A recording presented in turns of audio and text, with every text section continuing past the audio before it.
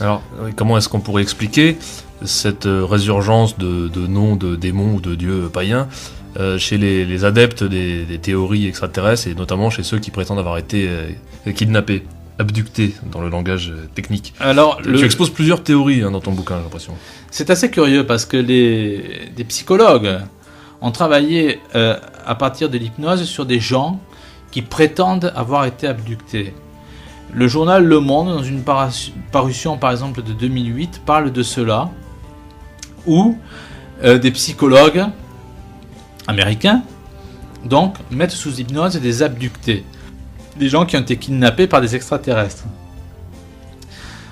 Ils se rendent compte de la chose suivante: ces personnes soi-disant abductées font le récit de choses qu'ils auraient vécues et qui, à contrario, n'ont jamais ramené de souvenirs d'une soucoupe volante. Ils racontent leur récit, ils font un récit en montrant des signes d'authenticité, de la transpiration, etc., etc. Enfin, ils ont des moments de peur qui traduisent effectivement un phénomène qu'ils ont ou qu'ils auraient vécu. C'est du moins ce qui ressort effectivement de l'étude de ces psychologues. On se rend compte de la chose suivante, c'est que effectivement, il ne s'agit pas de penser que les abductés ont été amenés dans une soucoupe volante, et qu'il s'agirait de bien autre chose, c'est-à-dire d'un moyen, c'est ce qu'explique Le Monde, d'un moyen pour incruster, pour introduire de faux souvenirs dans la mémoire des hommes. D'autres parlent de technologie de laser, de choses qui sont assez complexes. Ouais. Mais pour ce qui nous importe, c'est tout l'intérêt de mon livre, si je peux le défendre comme ça, Vas-y. c'est que j'ai essayé d'aborder des sujets à partir d'une attitude, d'une réflexion qui était fondée. Et ces histoires d'abductés, donc, qui n'auraient rien à voir avec les extraterrestres, seraient davantage des gens auxquels on aurait introduit de faux souvenirs. D'accord. Ça concerne quand même quelques milliers de personnes, je crois, surtout aux États-Unis. Il y a beaucoup de monde qui se trouve concerné par ce phénomène. Oui, il y a même le professeur Leir, L-E-I-R, qui lui a travaillé sur ce sujet-là, mais en hospitalisant et en opérant des personnes qui prétendaient effectivement avoir des troubles, des maux de tête, et il s'est rendu compte que ces personnes avaient des plaques métalliques derrière l'oreille ou autre. Des implants, oui. Des implants. Et je ne sais pas ce que cela signifie, mais l'observation, du moins, est fort troublante. Oui.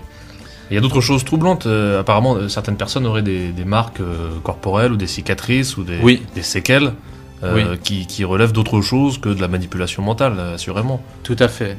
Qu'est-ce que cela peut laisser supposer? C'est très étrange, mais s'agit-il d'expériences justement sur le contrôle mental?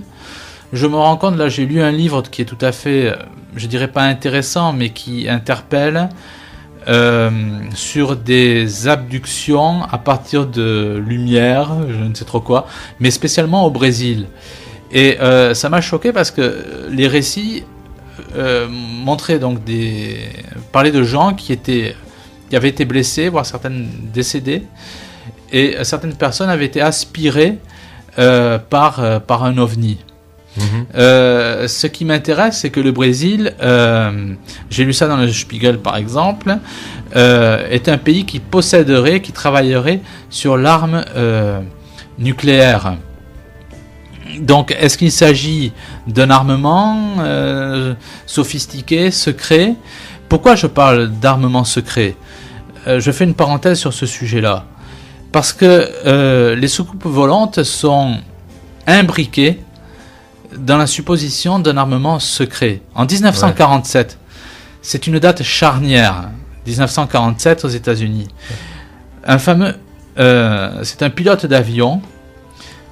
Kenneth Arnold aperçoit c'est lui qui décerne le nom de soucoupe volante, qui trouve cette expression. Il voit des objets qui ressemblent à des soucoupes volantes, et on apprend quelque temps après qu'il s'agit de matériel, d'armement secret américain. C'était en juin.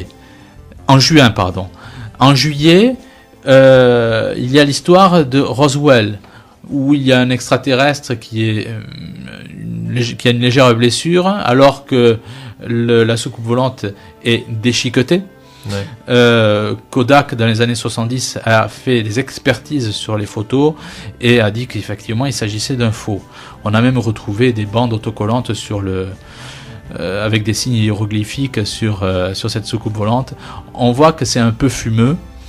1947 est aussi la création de la CIA. Et on sait que la CIA, et notamment le directeur de la CIA à l'époque, avait pénétré un groupe ufologiste, donc un groupe qui étudiait, qui était passionné sur les théories extraterrestres, qui s'appelait le NICAP. Et on s'est aperçu qu'en fait la CIA se servait de ces groupes ufologistes, tout simplement parce que c'est ce que l'on pense. Ils préféraient, quand il y avait un problème comme Roswell, que les gens pensent qu'il s'agissait d'extraterrestres qui se seraient crashés, que c'est en quelque sorte pour disperser la piste de l'armement secret. Mmh. Ouais, on préfère que les gens pensent que ce sont des extraterrestres que de l'armement secret, par exemple de l'Air 51. Et il y a tout plein comme ça de traces où les frères Horten sous l'Allemagne nationale-socialiste. Oui, justement, parlons-en un petit peu, si tu veux bien, mettons un petit peu de côté les petits hommes verts et penchons-nous plus précisément sur les soucoupes volantes en elles-mêmes. Quelle est leur genèse concrète? Donc la première fois qu'une soucoupe apparaît concrètement, physiquement, c'est en Allemagne. Alors, le Spiegel, par exemple, en 1950, parle de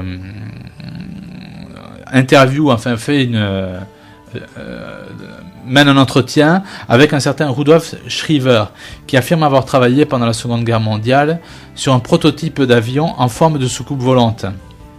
Il y a par exemple aussi le New York Times juste avant la guerre, en 1944, qui traite de nouvelles armes allemandes qui dans le ciel ont une apparence de sphères colorées. Mmh. Ce qui est vraiment étrange avec les frères Horten, c'est que ces frères Horten partiront après la guerre en Angleterre dans les années 1947.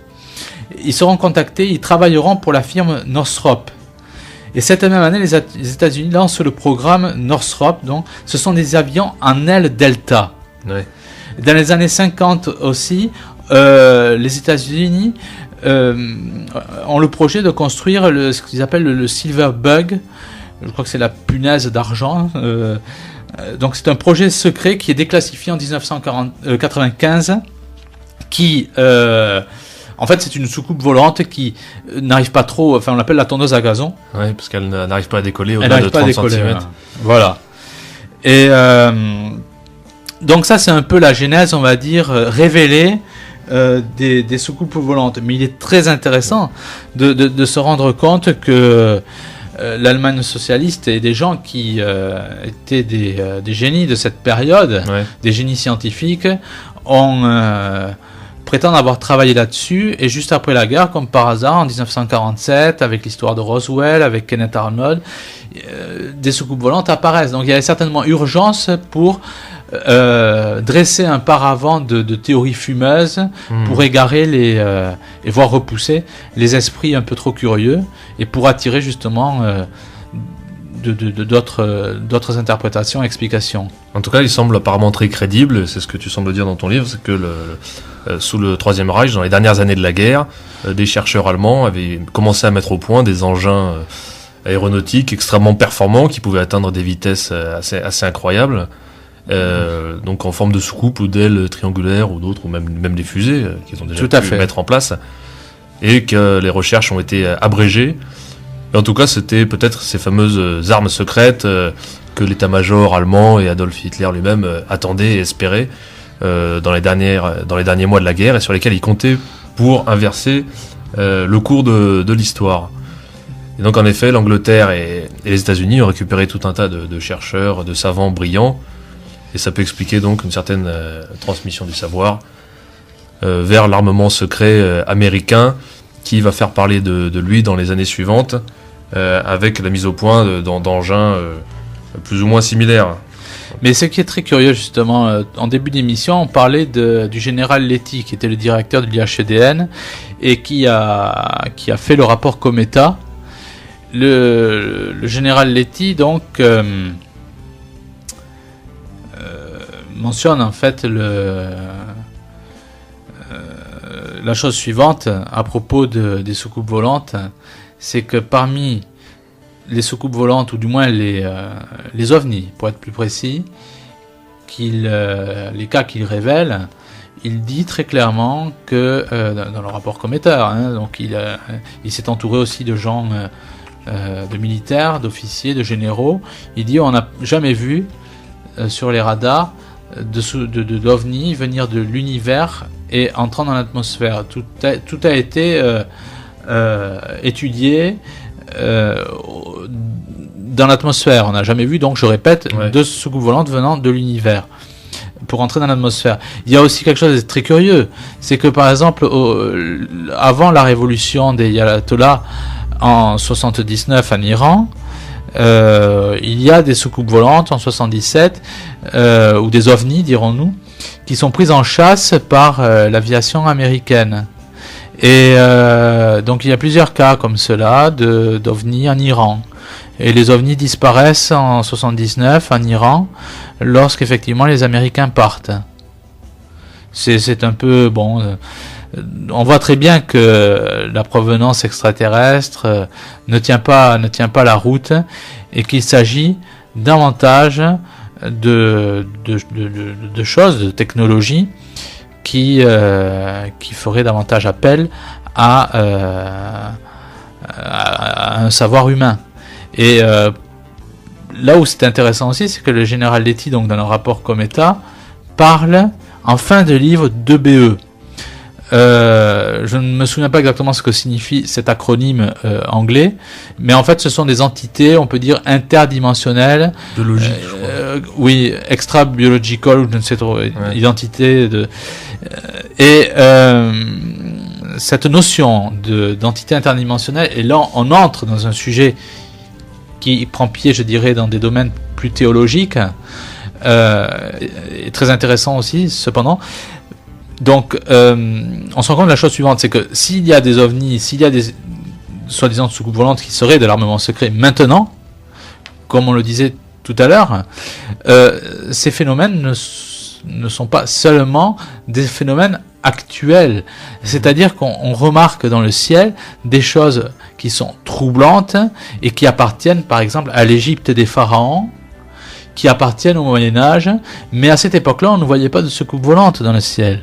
Oui. On voyait par exemple des boules de feu en Égypte, on voyait aussi des grandes caravelles dans le ciel à l'époque du Moyen-Âge, et à la réflexion, on se rend compte de la chose suivante, c'est que ces apparitions, donc je répète pour le cadre, on est davantage dans un sujet, dans un domaine théologique, on se rend compte de quoi ?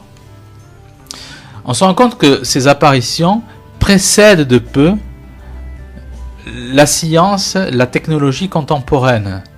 Des boules de feu, donc je répète, en Égypte, des caravelles, des bateaux au Moyen-Âge dans le ciel, et petit à petit jusqu'à aujourd'hui, des soucoupes volantes.